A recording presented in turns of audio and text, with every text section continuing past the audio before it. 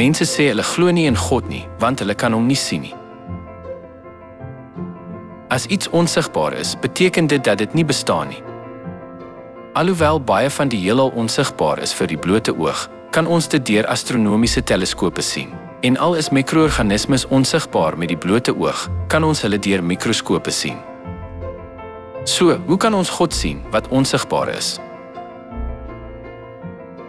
Johannes 5:39. Dit is juist die skrif wat oor my getuig.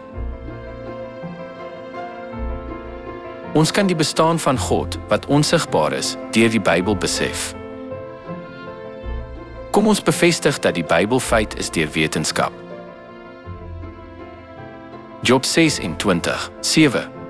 Voor hom God, wat die noorde oopspan oor die niet, wat die aarde ophang aan niks. As dit vanuit die ruimte gesien word, hang die aarde oor niks. Vandag is dit gesonde verstand dat die aarde oor niks gesuspendeer is nie, maar dit was eers in die 17de eeu dat dit wetenskaplik deur Newton se wet van universele gravitasie bewys is. Maar die Bybel het hierdie feit reeds sowat 3500 jaar gelede opgeteken. Vervolgens is daar rekords oor die watersiklus. Job hoofstuk 36 vers 27, want hy trek druppels water op. Dit word vir sy ondergrondse rivier oorgeskink tot reënwater, wat die wolke uitstort, wat hulle oorvloedig laat drup op die mense. Dit verklaar die proses van verdamping, kondensasie en neerslag.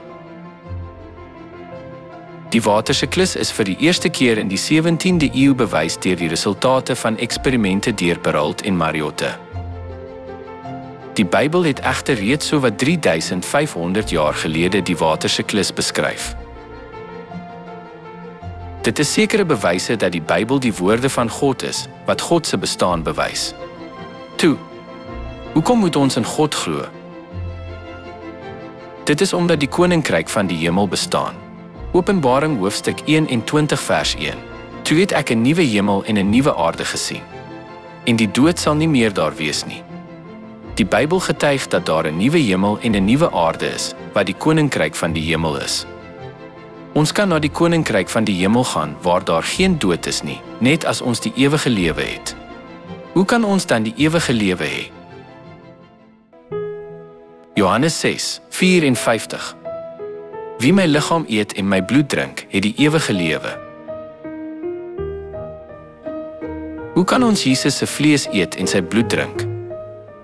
Lukas hoofstuk 22 vers 15. Ek het van harte begeer om hierdie Pasga saam met julle te eet voordat ek ly. En hy het brood geneem, en nadat hy die seëngebed uitgespreek het, breek hy dit en gee dit vir hulle en sê: Dit is my liggaam wat vir julle gegee word.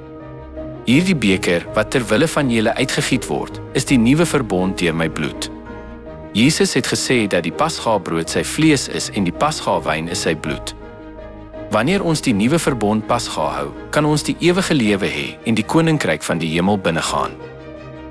Ons hoop jy sal die seën van die ewige lewe ontvang deur die Pasga van die nuwe verbond te hou.